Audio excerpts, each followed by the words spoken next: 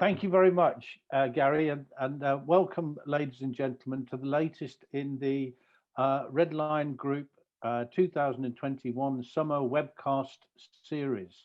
I'm absolutely delighted that you can join us all tonight, and you're not watching the remainder of the Czech Republic versus Spain game, um, which obviously Spain are going to win. But anyway, I'm absolutely delighted tonight to welcome a different sort of speaker, but a very interesting speaker for our webcast. I'm absolutely delighted that Jason Bacon, the CEO of the St. Mark's Foundation, is joining us tonight to talk about the work of the foundation and all it does in fabulous work in supporting the excellence, the expertise and the development and the education of excellence at St. Mark's, which obviously has a very rich history in terms of bowel medicine, and perpetuating that and spreading the excellence throughout the world. So we're looking forward to this.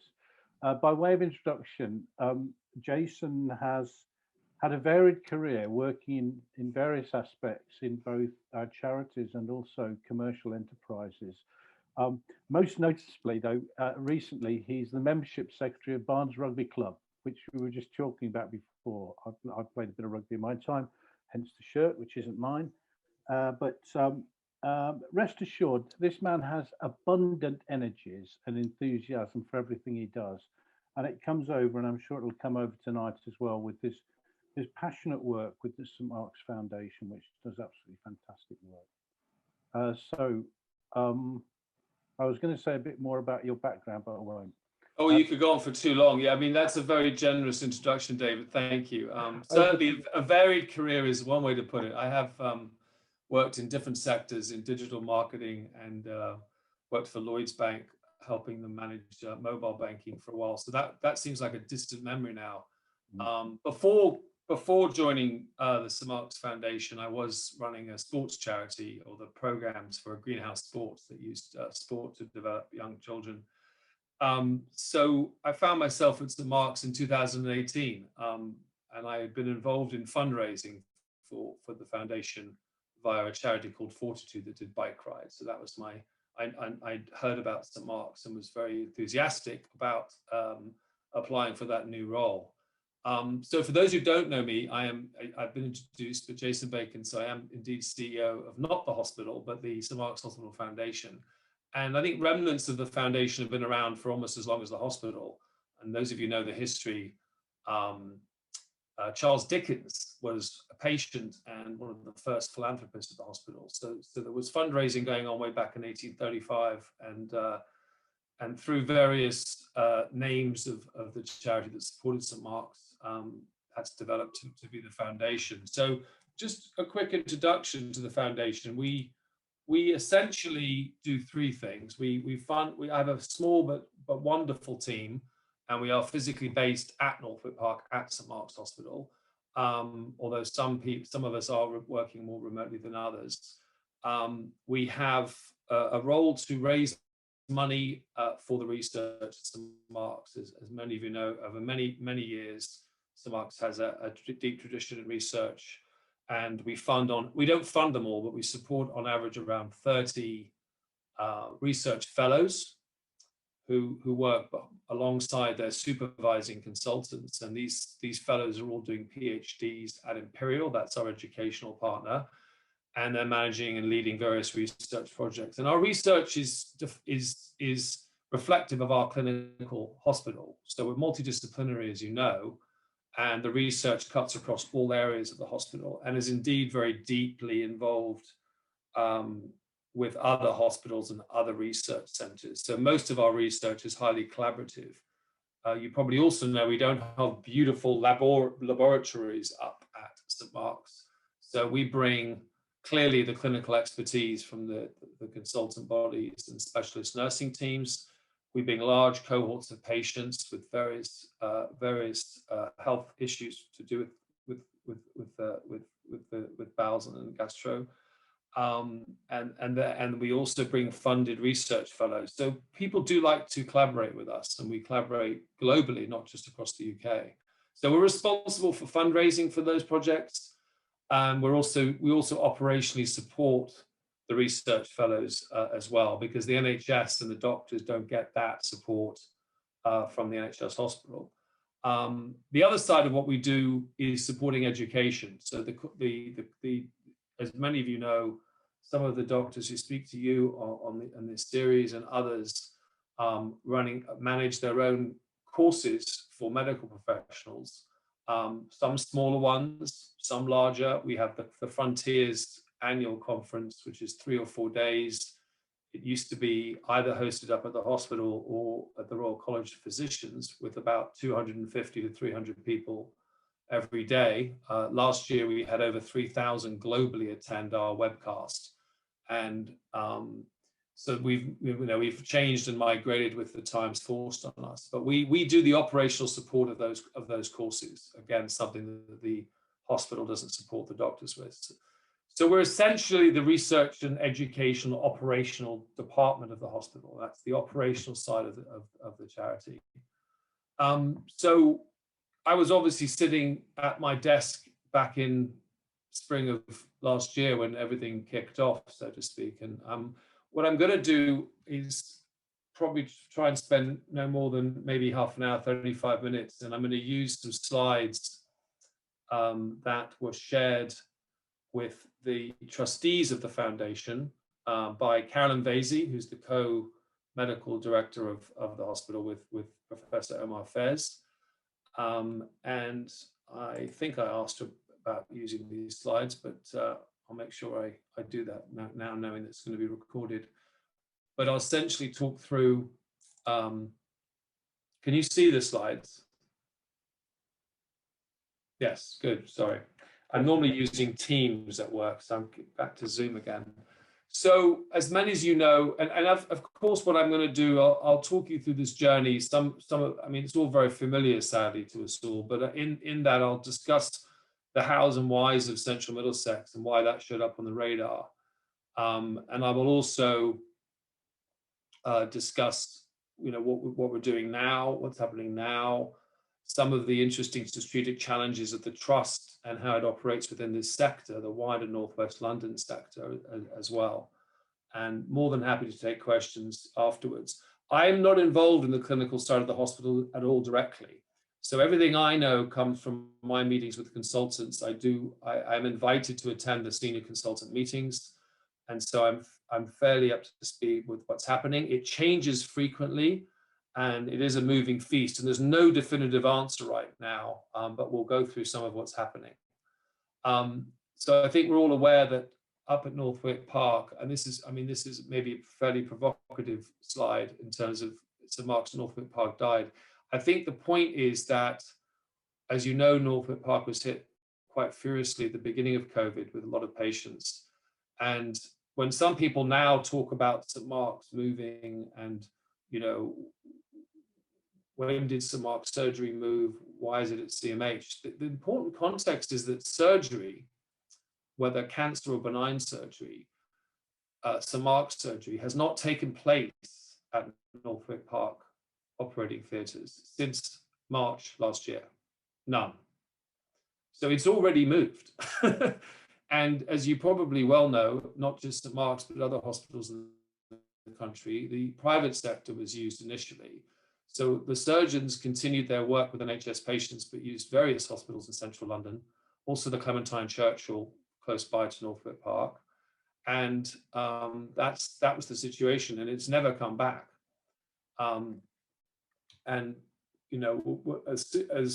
I think partly it was the immediacy of what happened in March and April, but then again, it was later on fairly clear to everybody that using the St Mark's site wasn't going to work. And the recovery, the clinical recovery, had to be done elsewhere. So the wards, basically most of the wards at Northwick Park, whether they were St Mark's wards, the Frederick Salmon ward, or others, were all used by COVID patients. And everything was transformed. And equally, the clinicians the surgeons, the research fellows, the gastroenterologists, most of them were redeployed and were working in ICU and on the wards for a time. And there was no elective theatres, and the recovery, so to speak, had to take place elsewhere. Endoscopy was interesting because initially the endoscopy suites were continuing to be used for endoscopy, but the rules associated with infectious disease were such that it was taking 3 times as much time to do an endoscopy. That changed quite quickly, thankfully, by the end of the spring and the summer, and some of the rules changed, and mostly because testing came in. As we all know, there was very little COVID testing going on in the early stages of the pandemic. So there has been endoscopy going on all the way through, and that continues, but certainly no elective surgery. And then I think the trust recognized at the same time that CMH, and those of you familiar with CMH, was a fairly underutilized resource with quite a few beds. And it was a good place. And St. Mark's, in terms of this is the trust now. If you think of it from the trust perspective, their mission being driven by the sector and the NHS was to make as best use as possible of your assets. And the best unit of, sorry, David, is your hand up? Jason, can I just ask, I'm not sure if it was on the previous slide, but CMH, just yes. to clarify what that is. Oh, sorry. So I'm very sorry. Central Middlesex Hospital. So CMH is Central Middlesex Hospital. It's one of the hospitals within the trust. So the trust has got Northwick Park Hospital, St. Mark's Hospital, Ealing Hospital, and Central Middlesex Hospital. So it has those 4 hospitals within that trust structure. I mean, it's an interesting question talking about these hospitals, because it took me a while after I joined to realize that they're not run as separate hospitals. So I think many NHS trusts run their clinical services like this. They don't manage separate hospitals. They call them sites, and they have divisions within the trust, and the divisions run across all the hospitals. So there's an A&E division, there's a maternity division, there's the medical services division, and then there's a surgery division. And St. Mark's was subsumed into, it's part of the surgery division of the hospital. So a lot of what St. Mark's is, whether it's radiology or some of the gastroenterology services, weren't actually part of St. Mark's from a sort of operating model point of view. So it almost operated as a virtual specialist hospital. That did change last year, and it was given its own divisional structure. So it is now a separate division of the trust called St. Mark's Hospital Division. And that's Omar maintained his role as clinical director, and then Carolyn Vasey, who had been the DGM of the Division of Surgery, they've become co-heads. But Central Middlesex is a separate hospital within the site within the trust, and St. Mark's was the most obvious clinical service, the surgery anyway, to use the beds. But there lies the rub, because the trust moved successfully. Surgery started up at Central Middlesex in October and of last year, and the first theatre patients started to flow through St. Mark's again. At the same time, outpatients moved to Central Middlesex.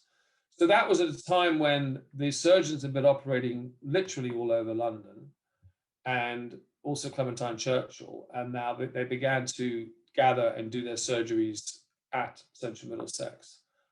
So from a clinical delivery point of view, a very good decision.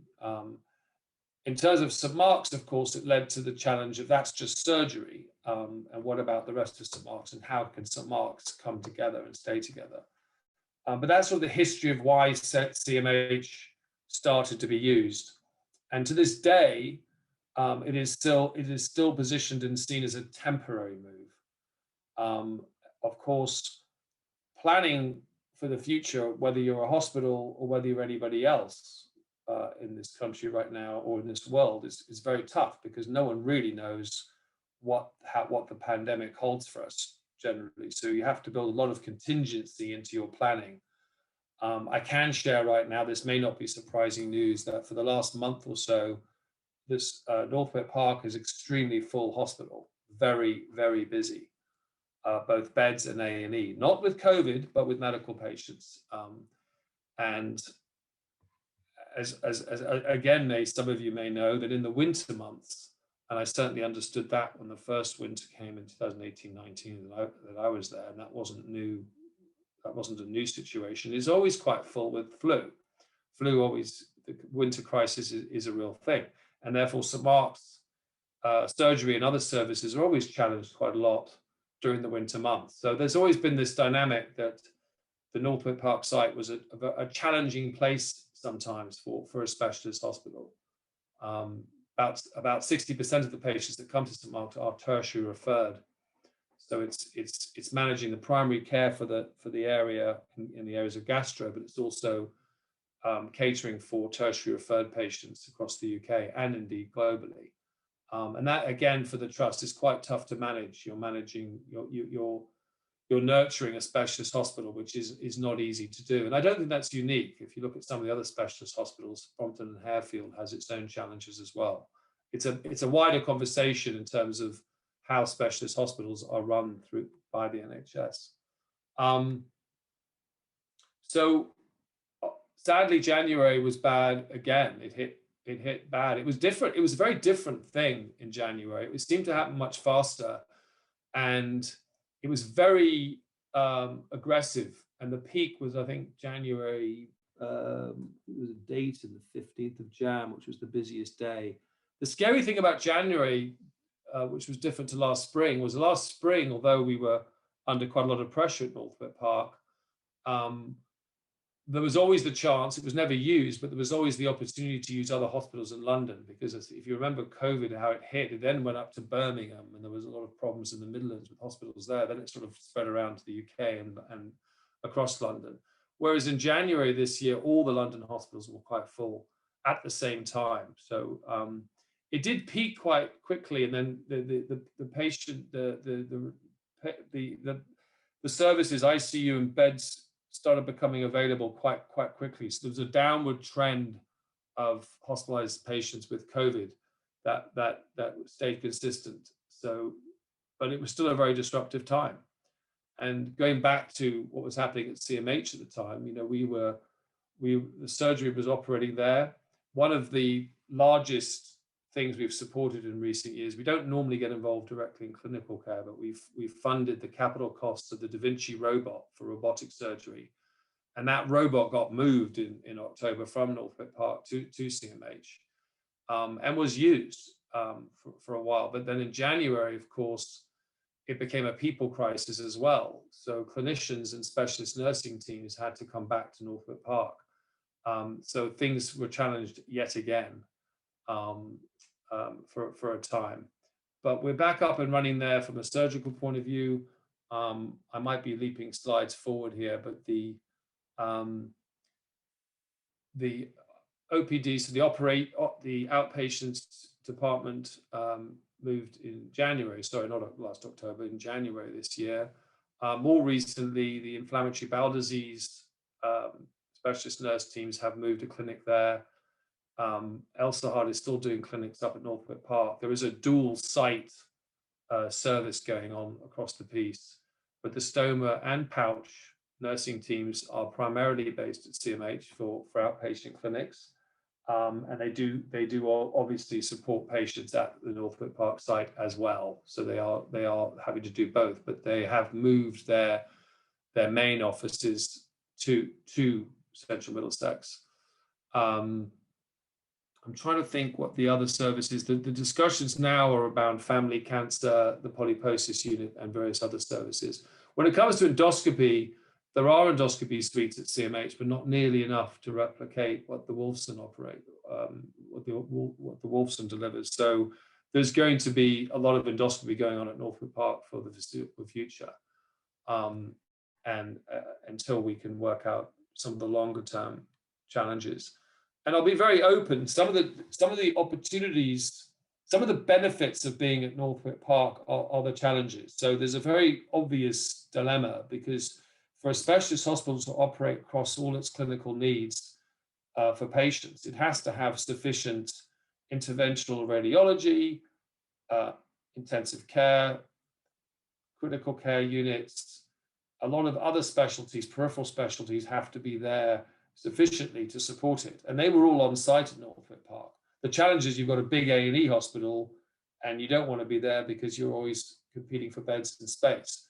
So CMH offers the space, but the real critical piece now is making sure there's enough intensive care support and enough peripheral support for the other St. Mark's services. And that in a nutshell is what's happening now, is having those discussions. I think Carolyn had some slides on the history of some of these moves. And I think Central Middlesex, I can't remember what she said here, and I'm sorry, I'm stealing slides, which is terrible. This is not a good presentation, but the Central Middlesex Hospital had been a specialist hospital in its previous guise as the Park Royal Hospital, and it's been a hospital site for a long time. It's had two different builds. This is some of the internal space here. I don't know if any of you have actually been to the site. It's in Acton. It has got its challenges in terms of public transport. It's very, very well serviced by buses. In fact, the bus station is right in front of the hospital. It's almost part of the hospital, and buses can come from all directions, but it's a little far from the nearest tube stations. It is going to be on the Crossrail line, though, at some point. But it has very good parking facilities for those who drive, and it's just off the A40.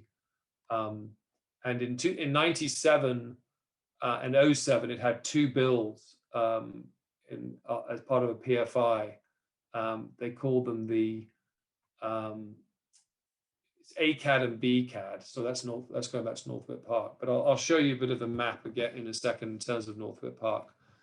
So the debate now really is around what the trust can do in terms of this move, and then the wider sector. And I bring the sector in because I don't think it's a secret, and it's been well publicized in the media. I think about 4 months ago it was in Parliament being discussed that there is a strategic shift going on within the NHS, and they're moving to what's called integrated clinical services structure. And that's really what that means, is that the sectors across the UK are going to be the controlling force and the operating models. So within our sector, we have the London North West University Healthcare Trust. That's our trust with the hospitals within it. The Imperial, and I don't remember all the names of the hospitals within Imperial, but you've got Hammersmith, of course. And then you've got Chelsea Westminster Trust, and then Hillingdon is in our sector. So those four trusts, which all have hospitals within them, and ours, are all part of one sector. And the sector is what is going to be the sort of like an Uber trust, and they're going to make the decisions across that sector on where things go and what things do. That operating model hasn't arrived yet, but it is the direction of travel. So the future of St. Mark's is being discussed within that context, that the trust can make certain decisions to move certain things, but there is a wider remit that the sector has, and the sector isn't defined yet. So there isn't a chief executive of the sector. There's no operating model yet, but some of these decisions that need to be taken fairly soon will happen at a sector level. And the good news is that Omar and Carolyn have good relationships with the sector. There may be disagreements about what might happen, but that's some of the uncertainty around what's going on now, is what decisions can the trust take and what decisions have to be taken at a sector level. I think the point here was the reality of Northwick Park, and I've already discussed it, that is a challenging place to have a specialist hospital. Moved here in 1995. I'm not sure how many people are aware of that. It was 25 years ago last year. Last year was also the 185th birthday of St. Mark's Hospital. So we were going to celebrate those two things. Anyway, the hospital moved from central London to the site of Northwick Park then. And it has been a challenge, certainly in recent years, because of some of the pressures in this area and the pressures of having this big A&E hospital on our site. So it hasn't been, some of the angst around moving services to CMH, you don't really, looking at rose tinted glasses that actually Northwood Park is a good place for it is a challenge. And I'll be very honest, the discussions on moving elements back to CMH is kind of a non-starter because of all the pressures there now, not just because of COVID, but what Northwick Park is purpose for and best served to do does not make it easy for a specialist hospital to be operating back there. And the sector was quite encouraging the trust to make that move of surgery to CMH to relieve bed space pressures at Northwick Park. The challenge is to make sure that the rest of St Mark's moves with it. So this is a picture of the two parts of Central Middlesex Hospital, ACAD, BCAD. I mean, the St Mark's teams that are using the space now are split between these two, but I think I have got some slides. Okay, so this is you come into Central Middlesex Hospital. This is not the main entrance. This is a side entrance. The main entrance is on the other side of this picture, but this actually is an entrance that was closed off, I think, due to COVID. But this would be the St Mark's entrance of the hospital. So there would be a dedicated entrance that would be branded. There is actually a project going on now, which I'm involved in, to work out the signage and what the entrance could be. I won't be able to explain these in too much detail. I've been over there quite a few times, but not in all the clinical areas. On the upper left there is a large atrium, which would be in the St Mark's part of the hospital. And there's the outpatients areas just off to the right there. The theatres are all up at a second level. It's very airy. It's very light. It's a very nice working environment for clinicians, and I think it's a very attractive place for patients to come. Of course, everyone has different challenges about their mode of transport and how close they live there. I will say there's been some recent feedback, because it's one of the angst has been how patients will, certainly the tertiary referred patients, the regular patients at St Mark's who are used to coming to Northwick Park. But hearing some of the clinicians speak about it, the feedback has been very positive, and in terms of coming there for clinics. I think this is some of the spaces upstairs, some of the meeting rooms. I think the lower left room is a room where they'll have the multidisciplinary team meetings. But there is a lot of space. I think some of the space constraints are around offices. There aren't as many offices space. There's not enough space, as much space for offices as some of the clinicians are used to at St Mark's. So a lot of the challenges of the family cancer unit is not so much clinical space, but it's that office space for the clinicians. Clinical space is adequate. Again, it's around people and supporting the clinical care in terms of ICU, the right people to help support St Mark's. There is a kind of minor injuries unit there. There's no A&E, and there is talk of that transforming itself and supporting some of the intensive care support that's necessary, but also could be the area for endoscopy expansion. So that's really the floor space around St Mark's, around Central Middlesex. You know, as we sit, and this is the academic space, so we're used to having some rooms for courses. There is actually a great education centre there. So in terms of us returning to some physical courses, there's great space for us to use. From the foundations point of view, there's a great area near the entrance, which has a glass wall in front of it where the foundation could be, so we're not hidden away up on the 5th floor. So my plan with my team is that we will probably be we will be co-located. We will have offices at Central Middlesex and Northwick Park and be supporting both sites. And we'll move as and when clinical teams move. Right now, as I said, stoma pouch nurses, inflammatory bowel disease, outpatients, and surgery, and the endoscopy. And there are endoscopy suites there, and some St Mark's endoscopy goes on there. But most of the complex endoscopy is still happening up at Northwick Park. And this was the slide showing that parking is a dream. So there's a lot of underground parking and ground level parking there as well as the bus stop. That's the location there. It's in a very interesting area, not particularly attractive. It's sort of in a very industrial space, being regenerated.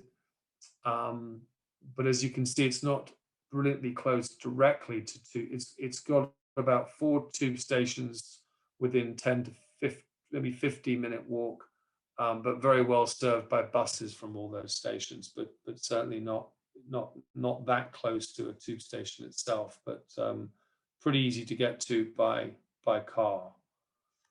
Now the rest of the slides are fairly boring. These are some of the plans around moving things. So I think, have I said everything in terms of what's happening right now? Strategically, we are supporting the trust in business cases for St. Mark's from a long-term point of view at CMH. And there may well be discussions on other models. People talk about the hub and spoke model for specialist services, and that could be an answer. There are other sites within the sector that could be good places for certain procedures. There are certainly challenges around complex cancer extension surgery where that could take place. And we've already talked about endoscopy, which will at least be on 2 sites.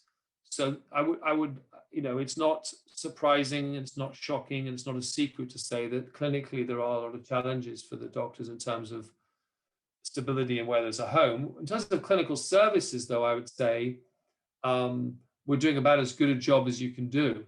And without CMH, I can't imagine what would be going on right now. So there's been no real choice. And to have that hospital site within the trust was really important. And the trust did a very good job of moving services and certainly surgery there. I used to get asked the question, probably it is a question on some of your minds, where will I go for my appointment? And that the answer really, sadly, is whatever the letter says or the phone call, because there are clinics happening at both sites physically. There are a lot of clinics that are happening remotely on video calls or phone calls. And therefore a lot depends on the schedules. And some of our consultants are doing clinics on both sites, and the specialist nurse teams, although they're on both sites, are increasingly based at CMH. And this whole transition to a sector model is happening, but it's not happened. It hasn't happened yet. But when you have a big decision about strategically where a specialist hospital like St. Mark's goes, that will be a sector. The sector will be involved in that decision, if not even wider than the sector, NHS London. So I hope that's given a bit of insight. I hope I haven't missed anything too important. I'm not hiding anything. That's where we are now in terms of the situation, and I'm more than happy to open it up to discussion or questions. I haven't looked at the chat since I've started, so there may be questions there. But that's really it, David, and everybody. Excellent. Thank you, Jason. We're going to have a few questions, and appreciate you may well not be able to answer them all. So I'm going to represent our audience and the wider audience, of course, which is Pouchies UK-wide. And why do I say Pouchies UK-wide? Because as well as the Pouchies who are Pouchies because of the excellent work at St. Mark's being a tertiary referral centre and probably the centre of excellence in the UK for pouch surgery, along with 1 or 2 other centres, John Radcliffe, for example. But increasingly, I feel, from my experience, and I haven't got statistics to back it up, I feel that St. Mark's, the expertise at St. Mark's, in particular, the pouch nurse specialists, are becoming an important part of support for pouchies nationwide when they run into particularly difficult problems. And we have a J-Pouch Facebook group which has over 1,000 members now. Now, some of those won't be pouchies; there'll be people waiting for pouch surgery, or indeed friends and family of pouchies. But the vast majority, I would wager, are pouchies, and that's the largest single community that I'm aware of in the UK on social media.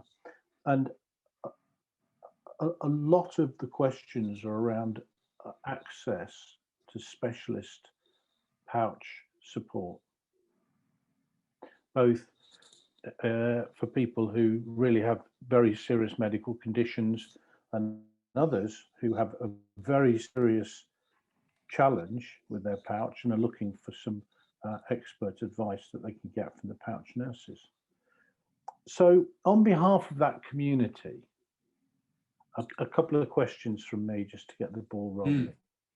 So was there a bowel specialist unit at Central Middlesex Hospital before St Mark's experts started being transferred there?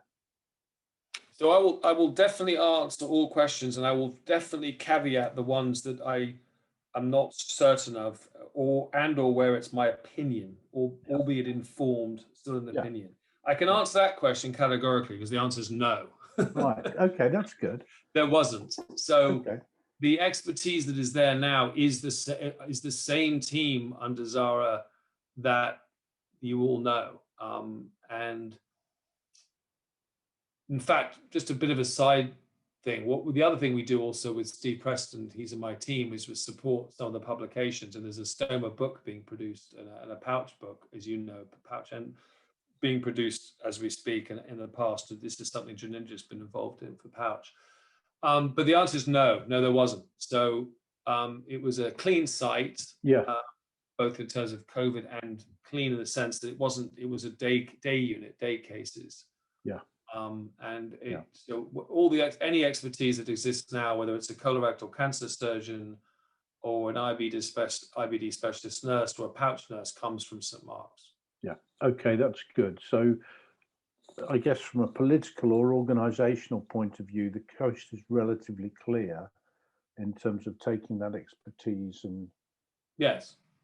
I mean, I'm not going to ignore the question that has popped up there, which is there a possibility that St Mark's as a specialist centre will disappear? There's a risk, yes. I've mentioned Brompton and Harefield, and I don't know the details of that, but that site in South Ken and the trust, I think it moved trust. That's been challenged as well. I guess there's a fundamental challenge of specialist hospitals, whether you're a multidisciplinary one like St Mark's or very focused on one organ of the body and not as multidisciplined across different areas of disease. Yeah. You know, that as a trust, you're running your services for the community. And if you happen to have inherited or are running a specialist hospital, that's a different dynamic. Yeah. You've got to have people working there looking at tariffs for various clinical services. The whole dynamic of having more than half of your patients being tertiary referred is different. And the relationships and negotiations and discussions with the CCGs is different.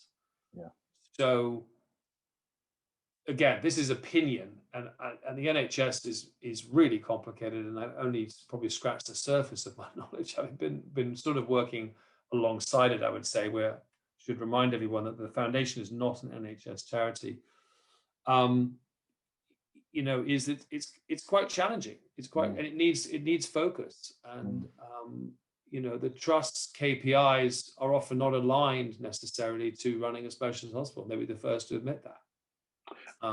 But I think that there's a risk. But I think what St Mark's does, and you've talked about it in the context of pouch, is so important for large enough patient groups that it's inconceivable. Now, could you find some of these services still very specialized, but spread out a bit more than we're used to? Possibly, that's probably a scenario.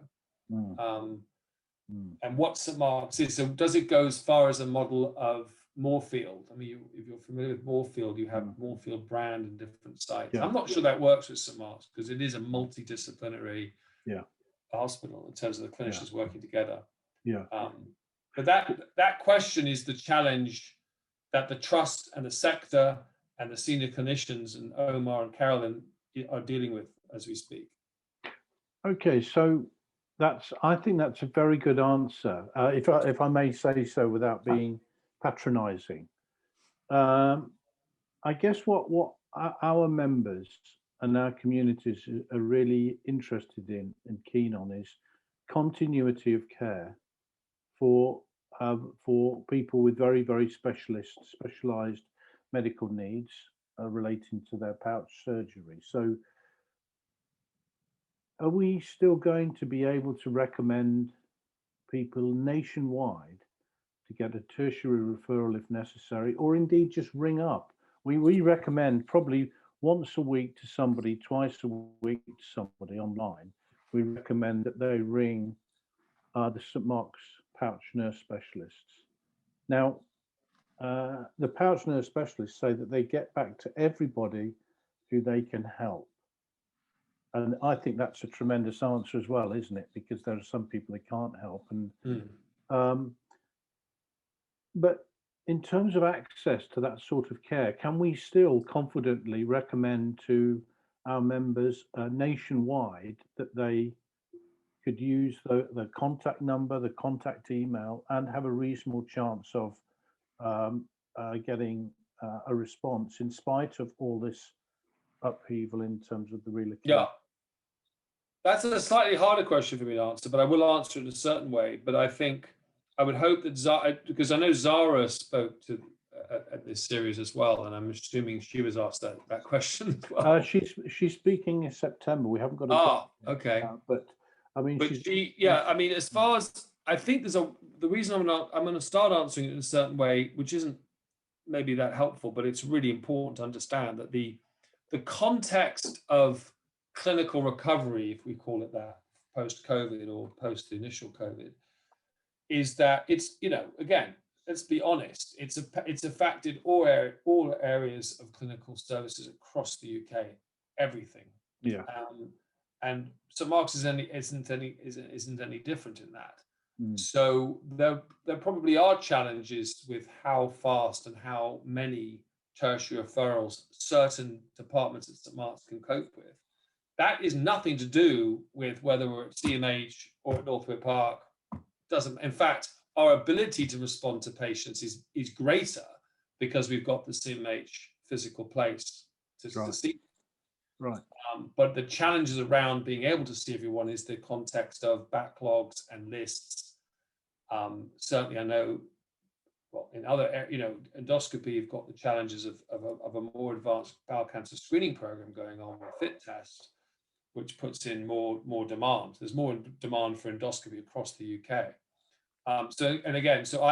That's a challenge, but nothing to do with the future of St Mark's or where it's going to be. Yeah. So the sense of the specialists are still there. I would say the answer is yes, they should be referred. In terms of any changes to the level of service or the speed of response, that's definitely a question for Janinda and Zara and others. Yeah. I think. But the family, I know a little bit more about the family cancer unit, and I know they are, for the polyposis and Lynch and other areas of family cancer, they are still taking a lot of referrals and, responding, but they're not as fast as they used to be. Yeah. I think in some respects, St Mark's and the pouch setup at St Mark's is a victim of its own success.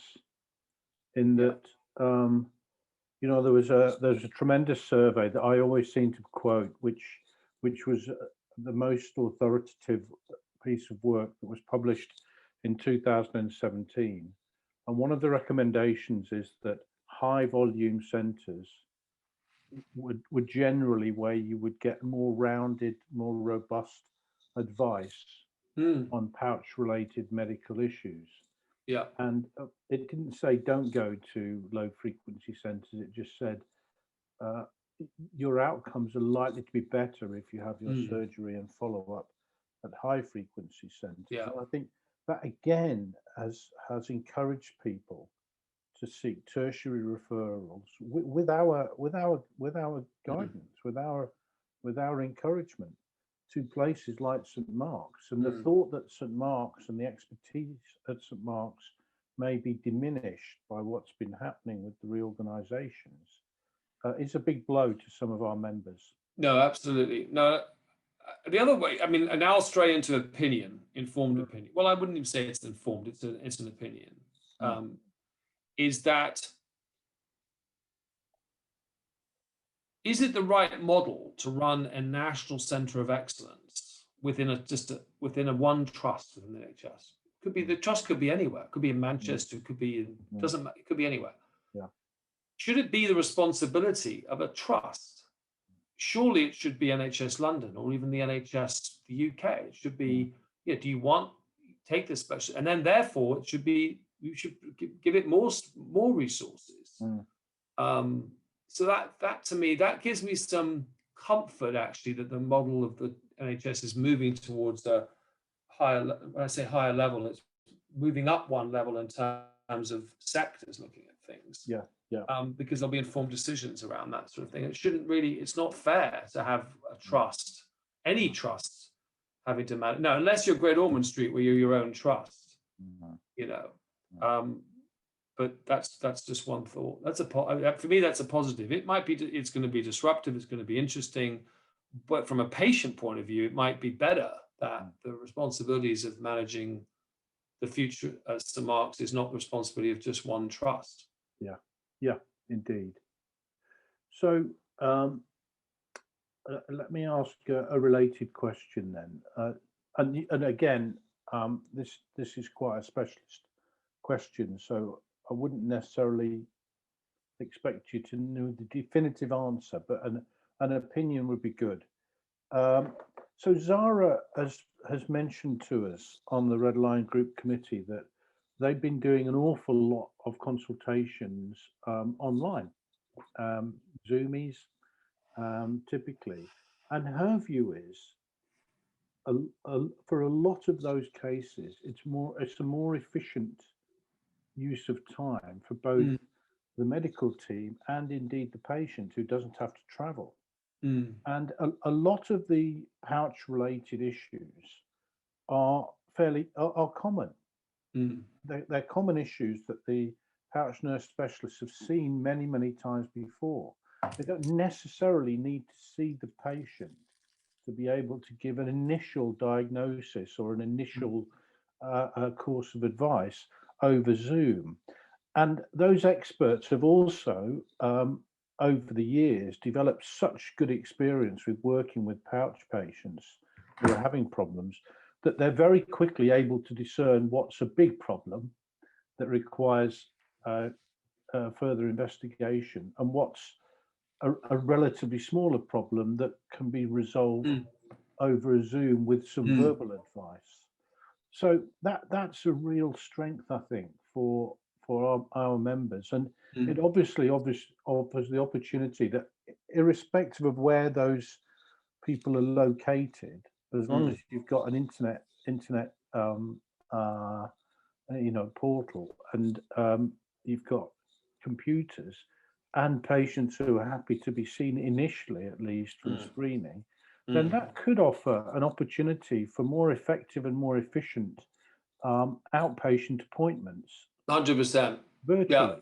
Yeah. It's a great question, and it's really interesting. Now, I can imagine from a patient point of view that being a double-edged sword, because there is some comfort from actually physically going to a physical hospital site and know it's St Mark's and seeing the same person that you will see over a Zoom.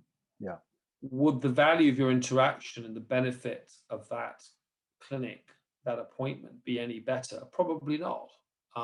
Having said that, and this is way out of my depth, who makes the decision on whether I'm assuming the consultant, do you physically need to see the patient physically and observe and talk to the patient physically, or can it be done remotely? And I would imagine that the journey would be remote, and then if it was necessary to have a physical appointment, have a physical appointment. But it almost answers your first question around access, because like we've all found, if you don't have to physically get somewhere, you can see more people, right? You don't have to travel. So I think you really hope that this is part of the future. It just has to be handled and managed very, very well.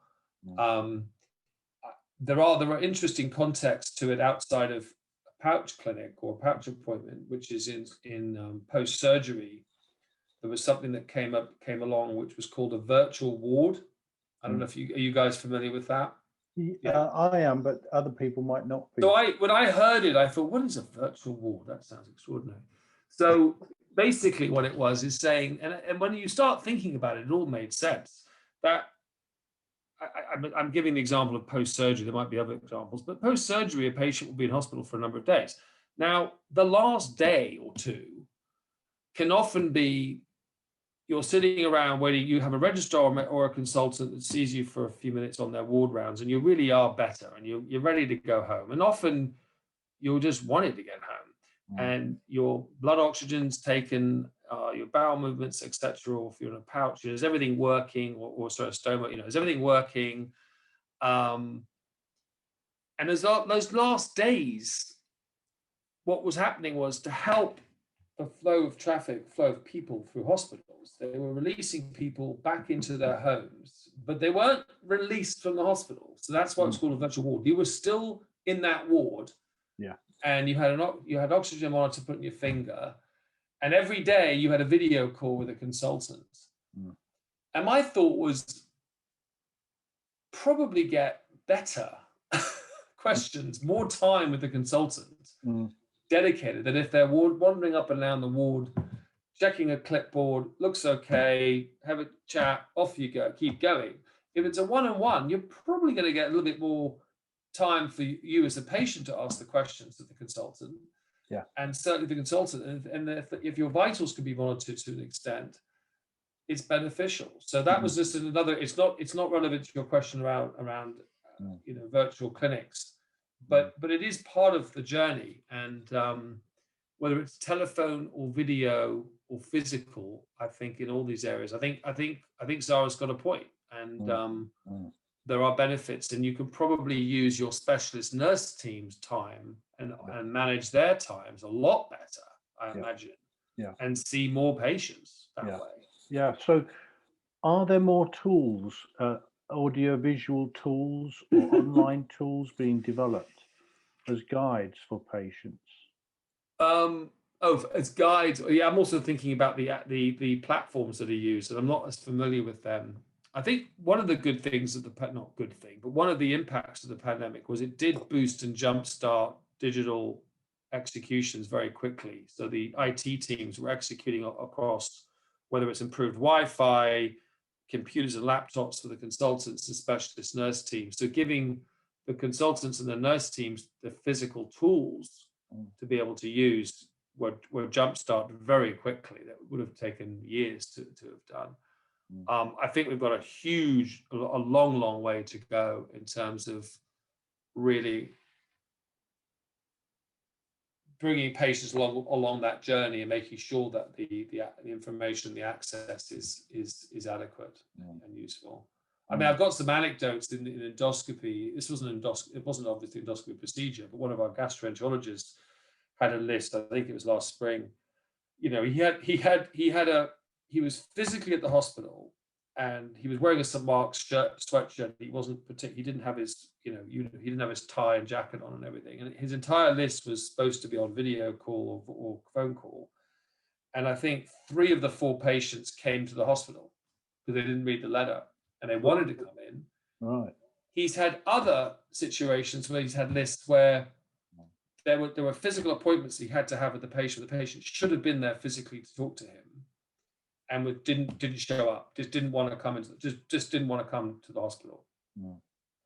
So you've got that patient need, that patient requirement as well to is part of the equation. So it's a journey. But I think that is part of the answer is to have more opportunities to have remote services in clinics.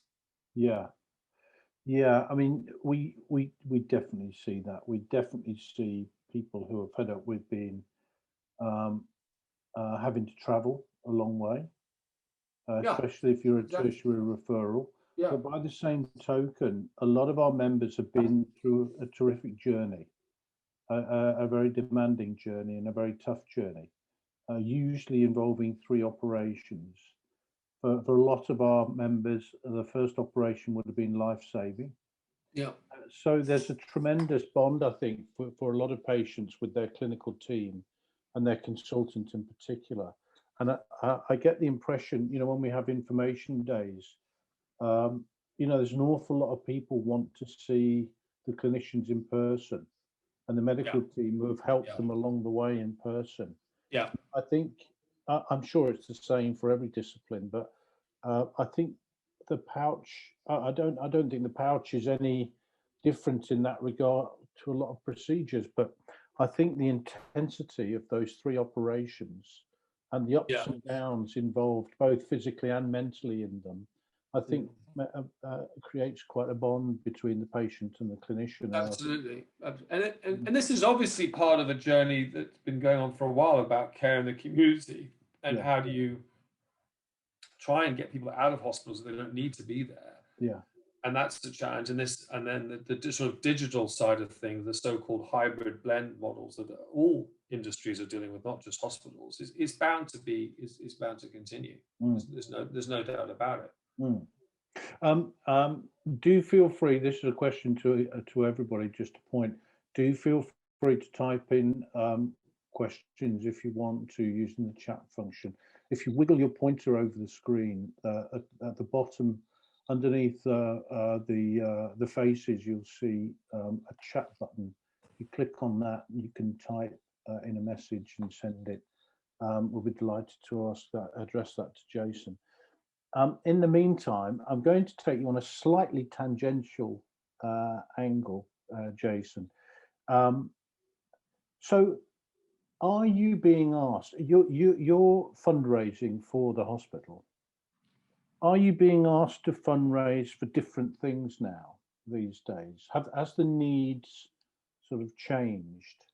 Or are you just being asked for money? Or like with the piece of equipment that you mentioned previously, are you raising money for specific projects?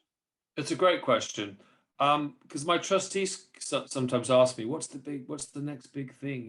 We had this robot to fund for 2 or 3 years. So the answer is no, we're not being asked to fundraise for necessarily new things. We always have new research projects. So yes, there's a newness to, we've always got different consultants and research fellows interested in different areas of research. So that changes, but we are still fundamentally raising money for research. Yeah. We do have the capacity to support in other ways. And in the past, there have been talks of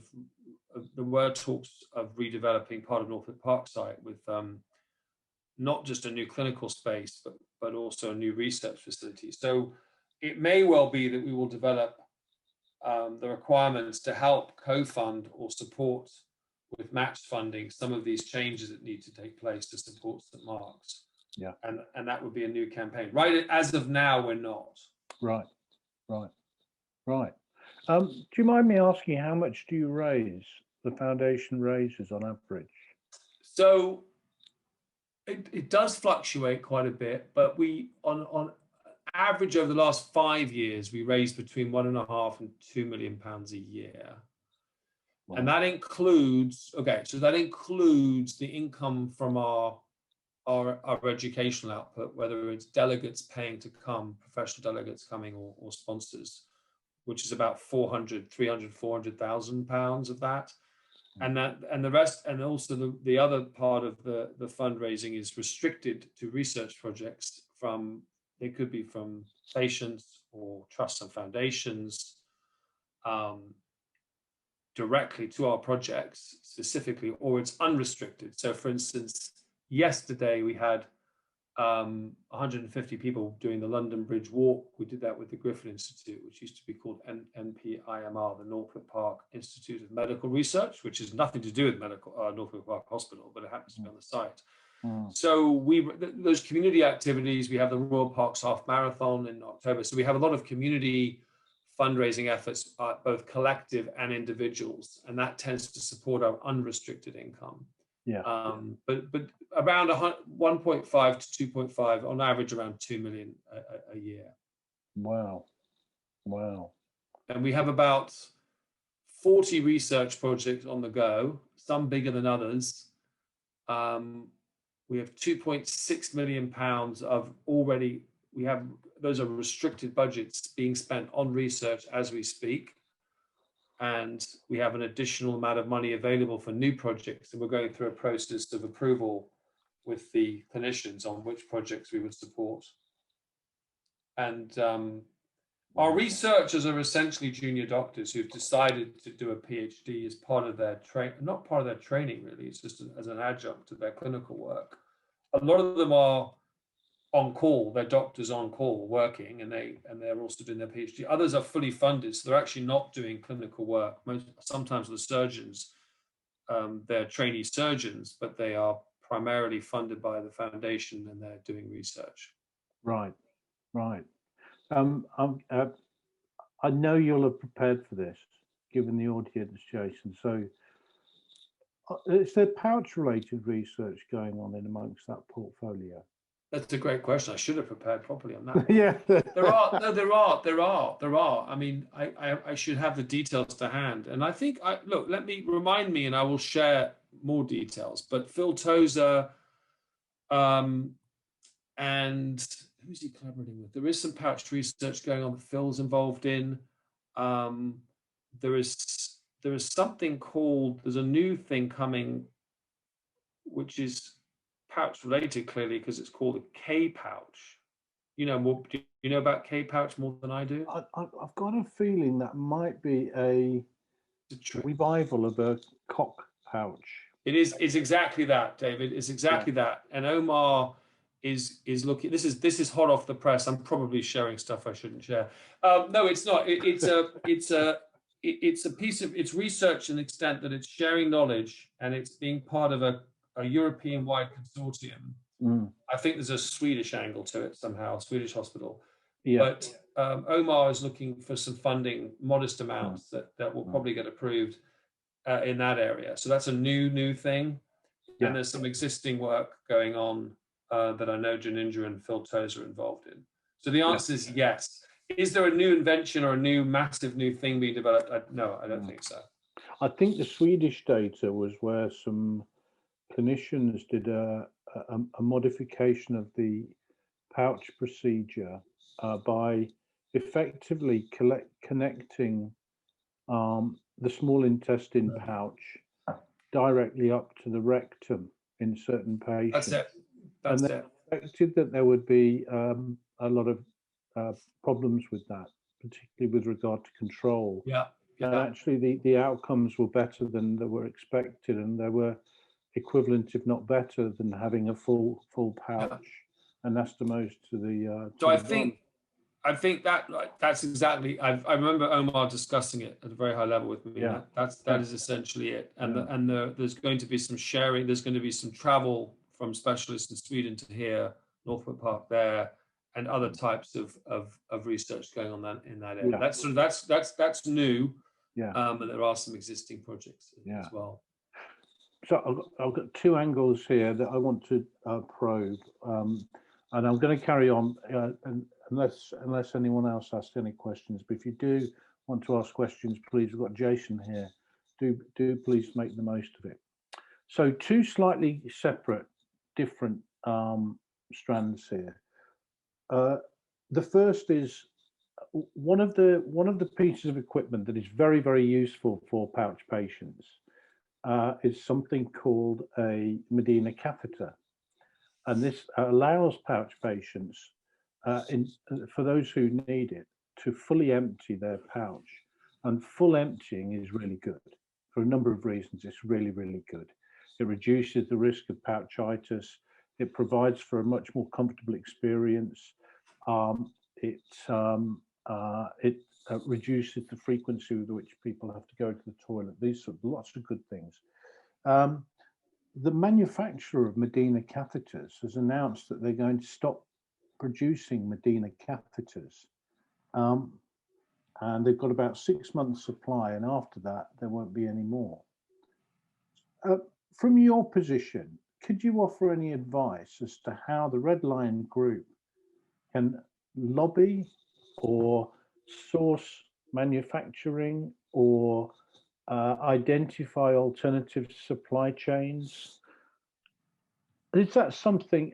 Do you have any examples from your support that you've offered to the through the foundation and some advice as to how we could maintain supplies or help to maintain supplies for our members. Well, that's a really interesting question, and I promise you that I will help if it's beyond this call, if I can think of other ways, and we should continue this conversation. I mean, the first thing I would say, and this you may be well past this stage, is to really make sure you understand the reasons and what's going on. I mean, actually, my first obvious question: are they the only company in the world that makes these? Well, I think they're the UK distributor, but we also think they're the manufacturer. Gary Bromsey has been liaising directly with the company. And are they an NHS approved Yeah. piece of equipment, right? Yeah. Yeah. And they're okay. And then have you found out why they're stopping to make them? Commercial reasons. Yeah. They make this is a big company that makes other things, presumably. Yeah. They've got a portfolio of products. I mean, Gary's still on mute. I'm. And the intellectual property around it's important, obviously, because if there's IP around it, you presumably they would sell that, or it's available to buy, and then other companies could make it. Yeah.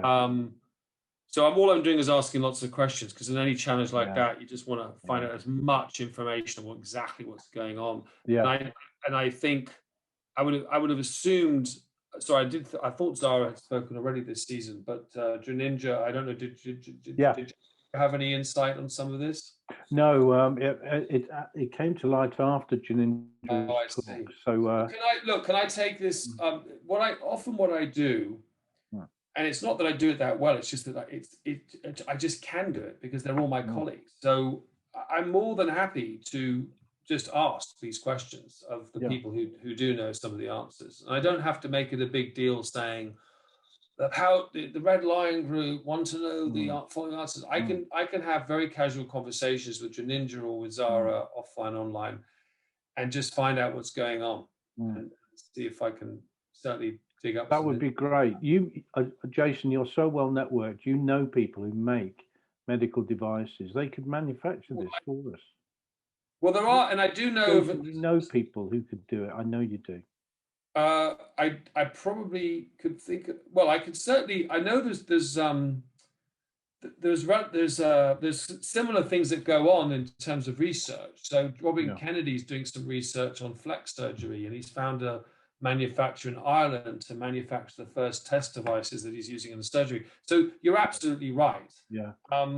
And that would be the next step, is to find out whether these can be manufactured by someone else. Is there intellectual property on them? And presumably if this company hasn't thought through why they're just going to stop it, or they got a plan to sell some of that. They say they're actively sourcing alternative supplies for continuity, but it won't be them that's providing it. Oh, okay. You mentioned they're the distributor and the manufacturer, you think? Yeah.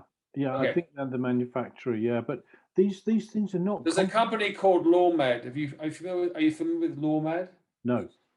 The LawMed, LAWMED, they have nothing to do with law. It's kind of what they do for a living. They partner with companies who make equipment, and then they distribute it. So they're not the manufacturers, but they do take briefs to try and find companies that can make things that are in demand. Yeah. So they're the kind of people, and I know him quite well, Simon Ellsbury. They're the kind of people. He's a really friendly guy. He may not have the answers directly, but he is exactly the kind of person you'd ask that question to. Yeah. He would know the industries. He would know the context for that. So if you remind me, David, again on an email, I'll make that introduction. Okay. Thank you very much. I will do it. Just for everyone's benefit who's listening, the physical product is only half the battle. It has to be licensed for the indication with which it's being recommended. So the existing product isn't licensed for use in pouch patients. It's licensed for use in something similar, medically licensed for use. And when the clinician recommends it for a pouch patient, they take responsibility for it.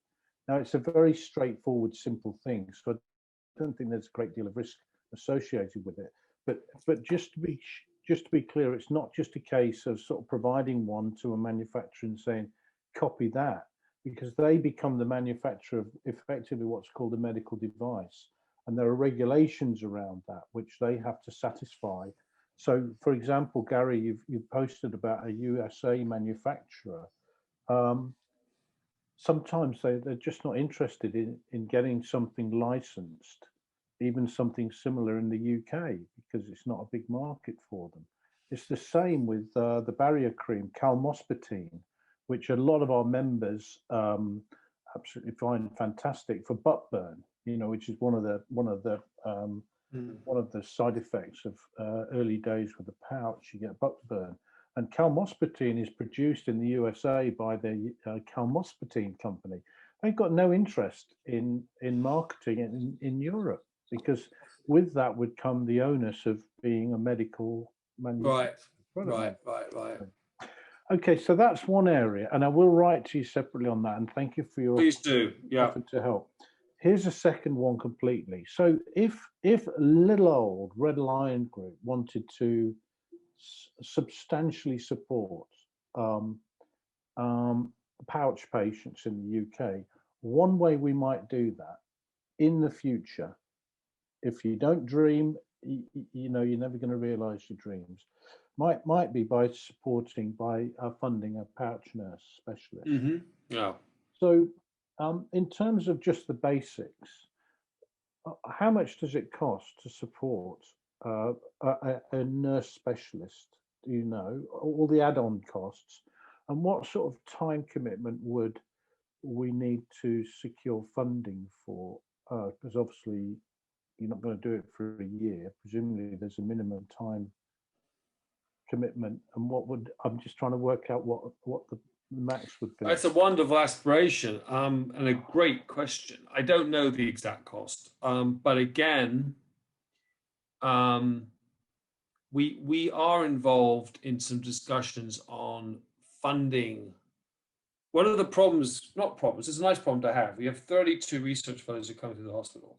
When they're finished their PhD and ready to be a consultant, we don't have consultant posts open at the time, so they go off elsewhere. Sometimes quite often they come back to St. Mark's, but we're in the process of looking to part fund for a couple of years some posts. So it wouldn't be unprecedented to help help do this with you. The challenge is that the trust can't they have budgets and they can't just manufacture a post and say, let's just keep adding more consultants and more specialist nurses. So there lies the challenge of, do you make it a fixed term position for 2 years or 3 years, and you put on the job ad, look, this is working at St. Mark's, right? You are going to learn, this is the best place to work as a specialist pouch nurse. We can't guarantee that beyond 2 or 3 years, but you might have openings, there might be retirements, that would be one way to do it. And as long as someone writes a letter, and I write these letters occasionally to the trust and say, we have the money, we will support it, this post, or the cost of this post, and then we get invoiced once a month, and we pay all the costs of that post. We do it with our research fellows. Right. So it's doable. Now Zara, if she was on this call, might have a whole bunch of reasons why this is impossible. I don't know if it's impossible, but there would be challenges around what is the post called, and then what is the trust liability beyond the point at which you're funding. Are you part funding it or fully funding it? Yeah. Do you want that post to be 4 days a week on clinical work, or can they also do research one day and become a kind of a research nurse, quasi-specialist clinical nurse? So I could certainly support you with the thoughts on how that could work. But we're not NHS, so we don't have any clinicians working for us, but we are funding. We are funding them. Yeah. Yeah. So, any idea on how much? No, I have no idea. I don't know what the salary band of a specialist nurse is. It's not just the salary, is it? So it's the on costs. On costs, yeah. You add up the on costs. I don't know. I could find out. I don't know. I mean, you could. you're not having to worry about pensions. I learnt that. You don't have to. The pension costs are essential NHS costs. So the trust, that's not a cost. It is the whole salary and on costs. Yeah. I would say with the campaign behind it, and I would certainly be willing to consider helping to seed corn and begin the funding of it with some kind of 4-figure sum, which would say, which helped get it started. The foundation could certainly look to do that. I think at the moment it's very ambitious for us at the moment with our income levels, but maybe something to think about for the future. Yeah.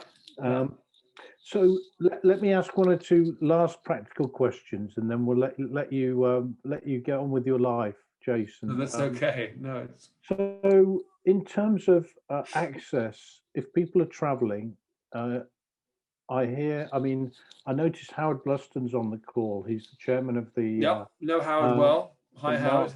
Patient panel. Yeah, the IBD patient panel. That's right. One of the questions on their forum that came up, their meeting recently, was a simple, practical question of travel, and there was a great deal of reassurance offered by people in the know on that panel about travel to Central Middlesex Hospital, which you've reiterated, in particular with the buses.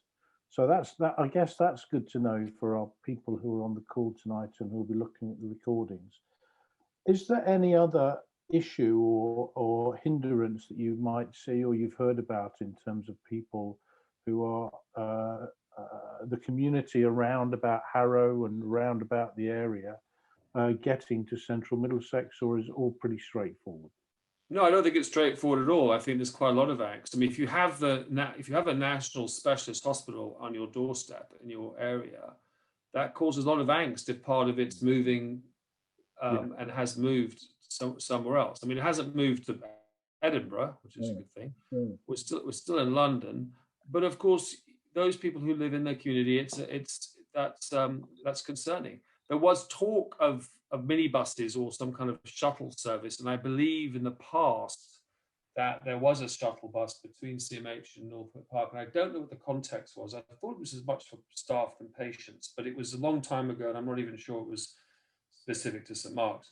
So no, there are challenges around that, and it is where it is. I would say driving in buses, it's pretty easy to get to.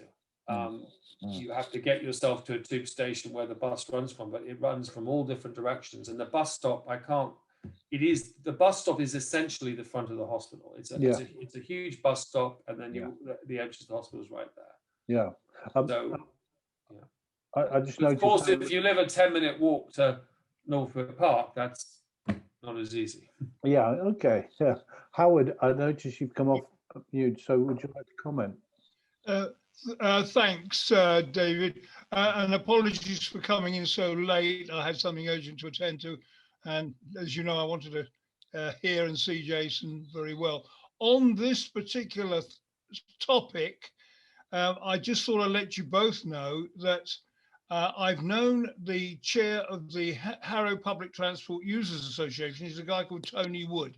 I've known him many years, and I'm trying to get in touch with him and bring you all in to a discussion about how we arrange this, because it is a very moot point. Also, it's something we could perhaps alert the local press to as an issue, but I'm very chary about doing that without A, backing, and B, finding out from my, how can I say it, political colleagues about how they feel about this. It is going to be an important point, but until, Jason, we know exactly the extent of the changeover and the demand for it and all the other things that have to be done, I think, I'm going to tread warily, but I'll keep you all in touch with any discussions with Tony, who is a fantastic advocate. He's a very nice guy, and we'll try and get him along to something soon. Bob Gilbert is another guy who is very good at this sort of thing, but maybe I'll just throw that in. He's the guy, of course, David, who founded the Inside Out Club. So Yeah. I think Barry Kaplan and that organisation needs to have some input to this. Yeah, of course. Yeah, of course. And Barry has joined a couple of forums recently, our forums at the beginning of each month. And it's always good to get his very, very clear opinions. So it's always good to have him join us. Okay, great. Well, look, unless there's any further questions, we've gone way over an hour, but thank you very much indeed to all of you for listening on, and in particular to Jason for giving up your Monday evening. No, it's my pleasure. It's a real pleasure to have you to hear your views and your thoughts, and I think you're in a very privileged position in terms of your awareness of what's happening.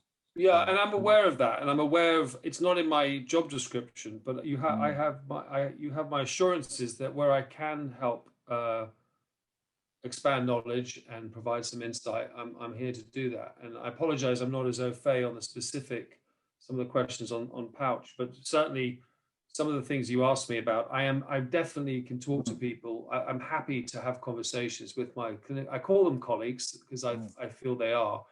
And I do sit in that position of not being a clinician, and I can ask them questions and find out what's going on, and I'll help do that. Thank you very much indeed. I'll write to you. There was a couple of things, and what we do is we write a little summary of this for the website along with the recording. But if there's one or two bits of information that you could follow up on, I'd be more than happy to. Really I think when it comes to some of these discussions on the strategic challenges of the NHS and specialist hospitals and the sector and the trust, it might be a good idea if you could share with me what you're going to write on the site. That would be helpful. Oh yeah, because I can do damage as well. I can say things could be positioned just slightly incorrectly, and I undermine what the clinicians are doing in terms of the discussions and negotiations. So I just have to be careful not to cause problems. Be part of the solution, not part of the problem. Absolutely, I get that totally. But the article we write is very much a summary. It's not any way in depth or investigational. Yeah. But I'll share with you a draft so you can have a look at it. Yeah, David, can I just say that Jason, I was very lucky that got hold of Jason soon after. We were lucky to get hold of Jason soon after he was appointed, and he's been incredibly helpful. I can't tell you how helpful he is, and knowledgeable. And we feel that a partnership. It's not just with the foundation; it's with Jason and your staff. Jason, they're wonderful too. Yeah. I mean, part of my frustration that we're not bigger and able to. I know the Friends of St Mark's do an admirable job, but we're not. We're not positioned to directly support patients in a weird way. Not directly. Clearly, everything supports patients ultimately. But I do feel it's an important part of my remit, and we have the opportunities to do just that in different ways, and I'll continue to do that.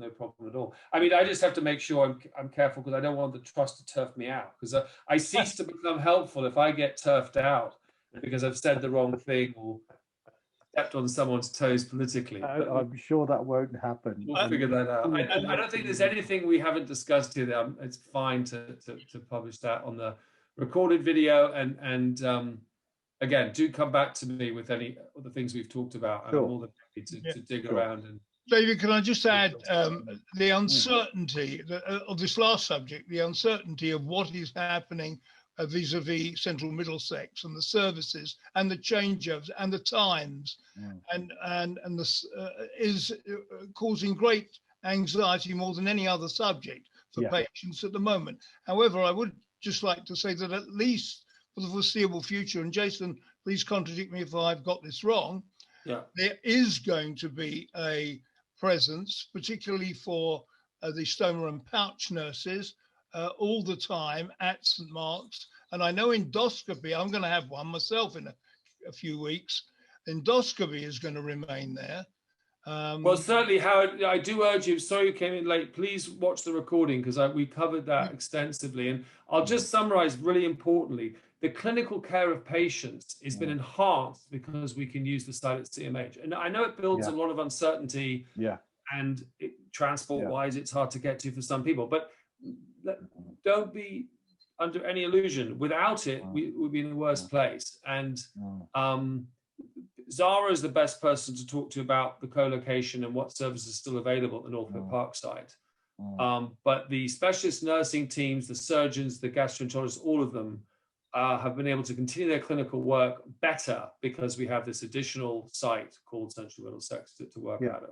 Yeah, and people, I think, see the threats more than the opportunities, but there is an evolution. And Gary has posted a comment there. He recalls the angst. I'll quote him: when St Mark's moved from City Road to Northwick Park some 25 years ago. Well, I'm sure if you lived near St Bart's, back in those days, you were really upset that it was moving up to Northwick Park. Yeah, indeed. Listen, we need to draw to a close. Let me thank Jason again and thank you all for questions. I'd like to thank Christopher Brown, who I don't think he's with us, but he twisted Jason's arm to deliver this talk. And also Gary, as usual, for pressing all the right buttons and for revolutionizing the registration, which makes it a lot more easier and more predictable that you're actually ticking the right boxes when you register. So thank you for that, Gary. I will commend you on doing a very professional job of these series. Thank you. Because we've been learning as we go at the Academic Institute and have had to do the same thing as you, but I think you've actually got a better registration process to some of our courses. We may be coming to you for some insight. Oh, you can certainly come to us, but you're not having Gary Bronzier. No, sorry. He is ours. Anyway, let me just say before we go, 28th of June is the next one. We've got a couple of belters lined up for you people. 28th of June. Ellie, is that next week? That's next week, isn't it? Today is the 28th of June, David. Today's the 28th. That's me. Well, it's obviously not the 28th of June then. When's Ellie Bradshaw on, Gary? 7th of July is the next one, I believe. Next.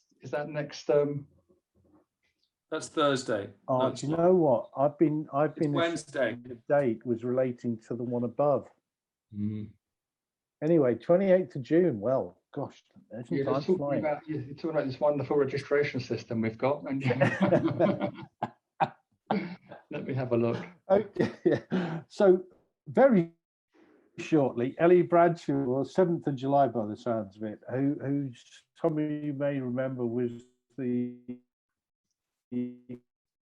ex-head of the biofeedback unit talking to us about pelvic floor and the importance of pouch emptying, very pertinent for lots of our members. And at some stage after that, not the 7th of July, Gabriella Pufu is going to be addressing us. Gabriella is a dietitian at St Mark's, and she's going to be talking about healthy eating for pouchees. So a couple of real belters there for those of you interested in food or indeed biofeedback. So that's for your diaries, please. Have a look at the website for the exact dates. And then the next forum is 5th of July, Monday the 5th of July, which is the first Monday of every month, 7:30 p.m. Details on the website. Come along and have a chat, listen to others. It's really, really great forum. Most of you, I think, do attend regularly, and hopefully you get a lot of support and encouragement from that. And that's it for tonight. Thanks again to Jason. Enjoy the rest of your Monday evening. Keep safe, keep well, and hope to see you all again soon. Bye all. Thank you. Bye. Thanks a lot. Bye, David. Bye. Thank you.